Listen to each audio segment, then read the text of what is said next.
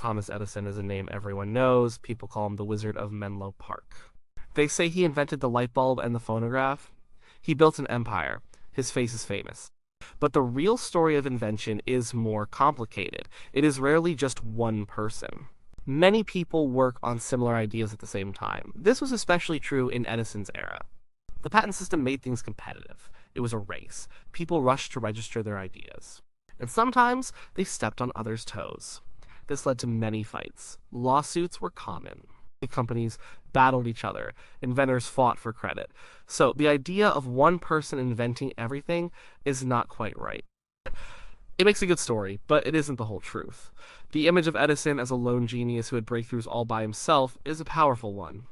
It is easy to believe. He was incredibly driven. He had a brilliant mind for how things could work and how to make them practical. He also had a huge team of workers and engineers. He built a system for invention. This system produced many patents. But this system also put him in direct conflict with other clever people. They were also inventing. They were also trying to make their mark. The question of who invented what first was often messy. It often ended up in court. So the idea of a failed inventor suing Edison for stealing an idea and then winning is a compelling one. It plays into a common narrative. It is the story of the underdog against the giant. It makes us root for the little guy, but history is rarely that neat. Edison faced many legal challenges. His patents were often disputed. Other inventors did claim he took their ideas. Some of these inventors were not as famous or as rich as Edison. But did one of them truly sue him for theft of an idea and win outright? That's a specific question. It needs a careful look at what really happened back then. The late 1800s were a wild time for invention. New technologies popped up all over the place. Electricity, communication, entertainment, everything was changing fast. There were no clear rules on who owned an idea. Patents were meant to protect inventors. But they also created huge battles. People would file patents for similar things. They would challenge each other's claims. Big companies fought over control of new industries. Edison was at the center of a lot of this. He was a master of the patent system. He filed patents quickly and often. He also fought hard to protect them. This meant he was often either suing others or being sued himself. He did not back down easily. So let's look closer at some of these famous disputes. Let's see if we can find the failed inventor who won against him. One of the most famous inventions linked to Edison is the light bulb. Everyone thinks he invented it. He did make a hugely important practical light bulb. His version was long-lasting and cheap to make. This made electric light useful for homes and businesses. But he was not the only one working on electric lights. Many inventors in different countries were trying to solve the problem. They knew the idea was there. They just needed the right materials and design. This is where the story gets tangled. And it leads to one of the potential failed inventor stories. A German immigrant named Heinrich Goebel came to America in 1848. He was a watchmaker. He was also an inventor. Goebel claimed he made practical incandescent light bulbs decades before Edison. He used carbonized bamboo filaments inside glass vacuum bulbs. He even used them to light his shop and display window in New York City. This was back in the 1850s and 60s. He struggled financially. He was never able to get patents or commercialize his invention broadly.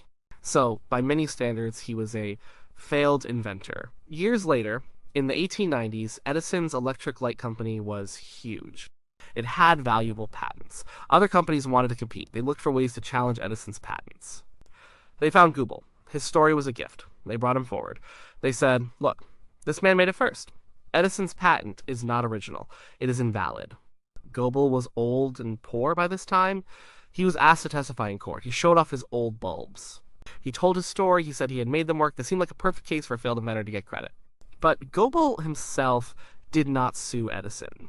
He was a witness for other companies. These companies were trying to break Edison's monopoly.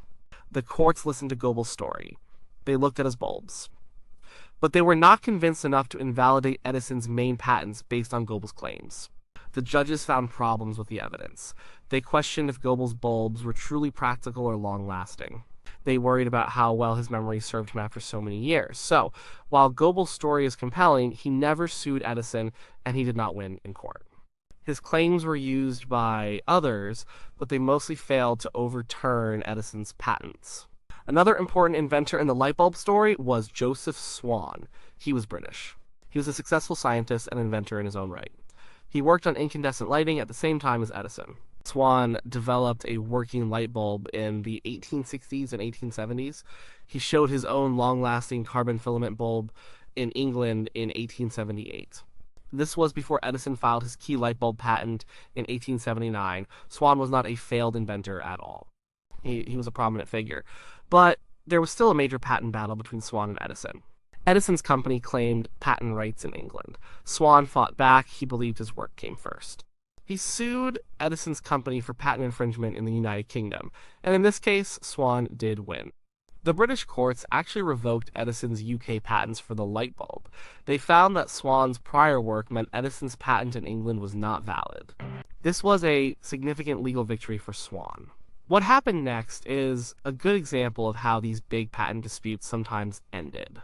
Instead of continuing to fight, Edison and Swan joined forces in England. They formed a company called Ediswan. This company became a major manufacturer of light bulbs. So Joseph Swan was an inventor who sued Edison's company and won a patent battle. But he was not a failed inventor. He was a contemporary and a peer. This shows that Edison's claims were not always ironclad. They could be challenged, and sometimes successfully. The light bulb was not the only invention that caused legal trouble for Edison. The telephone and the phonograph also had their share of claims and counterclaims. These involved other clever people who had ideas very close to, or even before Edison's. Let's look at the telephone. Alexander Graham Bell is credited with inventing it, but many others were working on similar devices. One part of the telephone that was critical for its success was the carbon microphone, or transmitter. It made voices clearer and louder. Edison developed an excellent carbon transmitter. Sure, he got a patent for it. This was an important part of the early telephone system. But another inventor, Emile Berliner, also developed a carbon transmitter. Berliner was a German immigrant. He arrived in the US in 1870. He worked odd jobs. He struggled like many immigrants.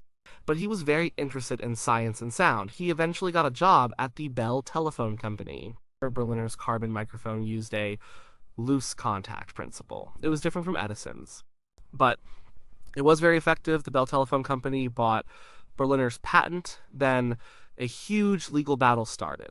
This was not Edison suing Berliner directly, or Berliner suing Edison directly. It was the Bell Telephone Company using Berliner's patent against various companies trying to compete, including Western Union, which had licensed some of Edison's telephone inventions, and later Edison's own telephone company.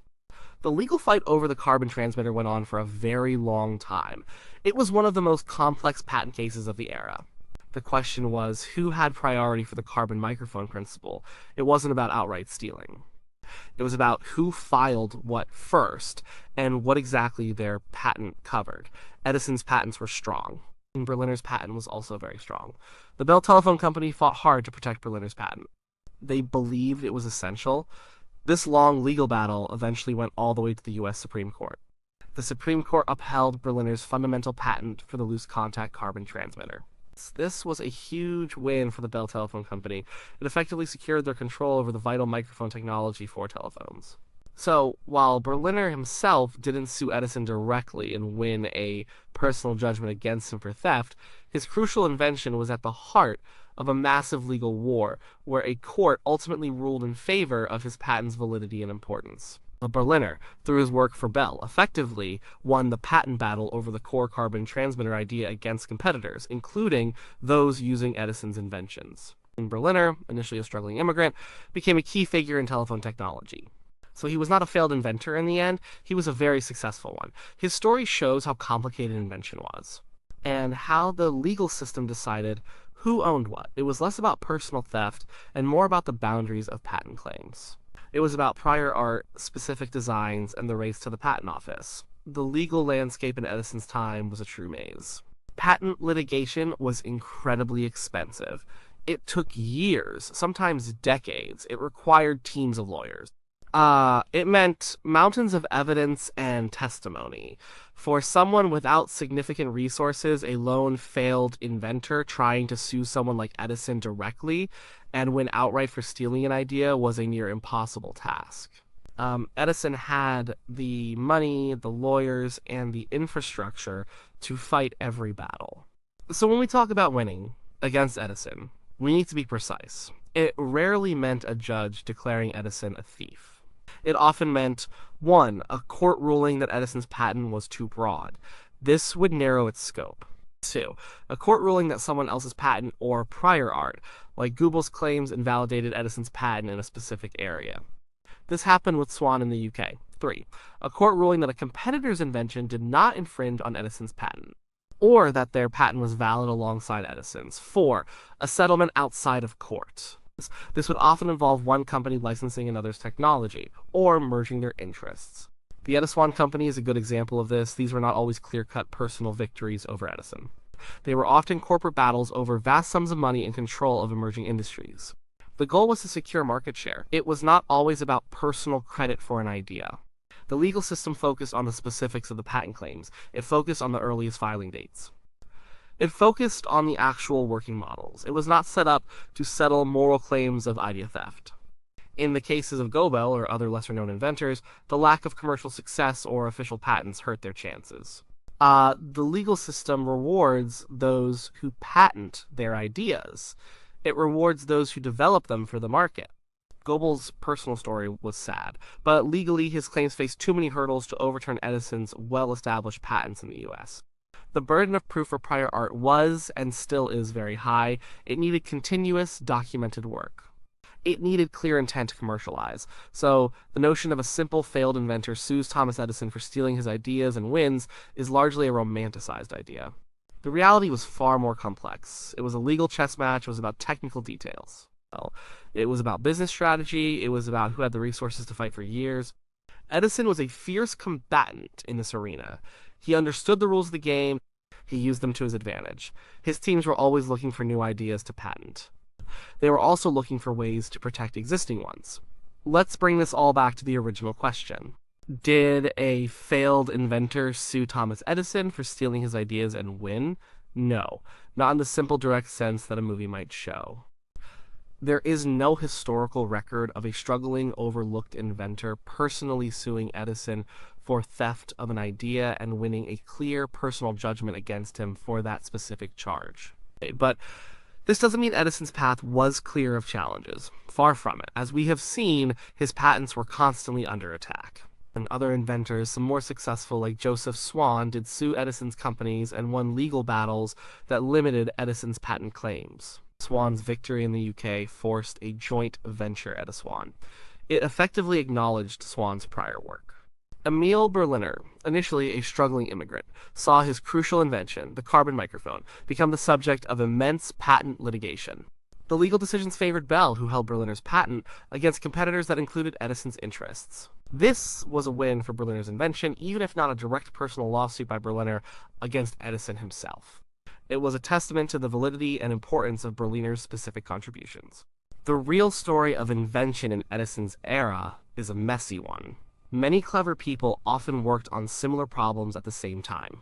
The first to successfully patent, refine, and commercialize an invention often got the credit and the profits. And Edison was incredibly good at this last part. He was a master of turning ideas into practical, marketable products. He also understood the power of the patent system. He used it to protect his work and to build his empire. So the image of Edison as a lone inventor, creating everything from scratch, is mostly a myth. He built on the work of others. He employed many smart people. He improved existing ideas. He fought like a tiger in court to protect his claims. Many inventors contributed to the technological revolution. Some were famous, some less so. Some had their ideas integrated into bigger systems, sometimes with due credit, sometimes not.